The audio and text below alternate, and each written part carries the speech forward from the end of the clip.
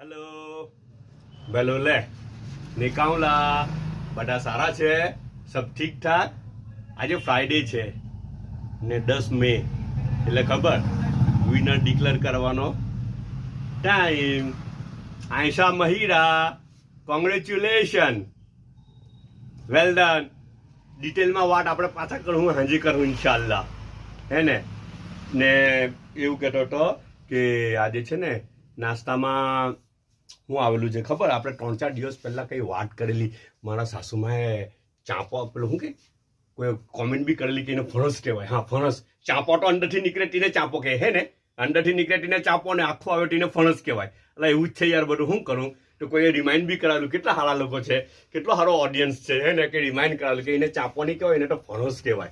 હા તો ફણસ મોકલેલું ને તો પછી ચાંપા ખાધેલા ને ચાંપા પછી શું નીકળેલું ગોટલી નીકળેલી। ચાંપા ખાઈને પછી ગોટલી નીકળેલી તો તમને ખબર બર્માવાળા છે ને કઈ નહીં ફેંકે હે બધું જ ખાઈ જાય।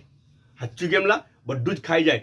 અચ્છા એ ગોટલી આપણે ઇન્ડિયામાં શું કરે ને એને ભૂંજીને ખાય ને જો બર્મામાં કેવી રીતના ખાય તે બર્મામાં કેવી રીતના ખાય તેને એ ગોટલીને બોઇલ કરી નાખે એની ઉપરની પેલી કરક સ્કીન આવે ને તે કાઢી નાખે ને એને બોઇલ કરી નાખે પહેલાં સોરી સ્કીન હાથે બોઇલ કરાય આઈ થિંક ડેટ ને પછી એના અંદર છે ને કાચું સિંગ તેલ પણ બિલકુલ કાચું સિંગ તેલ ઉપરથી નાખે ને મીઠું નાખે આ બે વસ્તુ।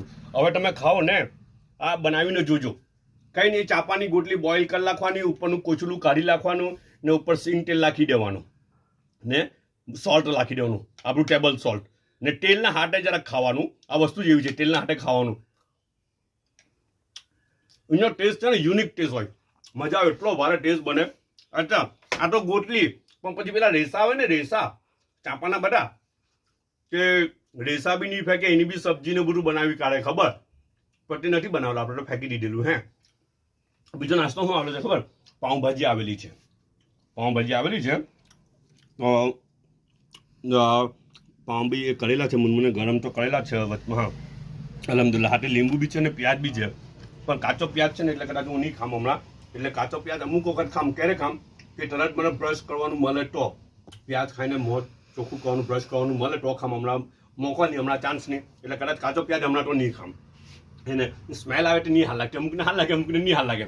એક ચોકલેટ આવેલી છે ને છે ને ચાઇના 2 મગ છે આ તો મારો જે ઢાંકેલો છે તમને ખબર ને આ તો મુનમુન પોતાનો મગ લઈને આવેલી છે હમણાં થોડીક હું નાસ્તો કરા ને ત્યાં ઊંડી બેસે અહીંયા હું હવે ટ્રે લઈને પછાડી જવા નાસ્તો કરા ને પછી મુનમુન અહીંયા બેસે ને પછી બેઠી એની જ ચા પીએ। એની ચાની ક્વોન્ટિટી જોવી હોય તો તમારે આ જોઈ લો એની ચાની ક્વોન્ટિટી ને આવા મગ ભરીને દિવસના 5 થી 6 વખત એટલીસ્ટ મારા ખ્યાલથી લગભગ મારો અંદાજ છે ટાઉડી હે। ઓકે હાજે પાછા મળું આજે તો ઇન્શાલ્લાહ।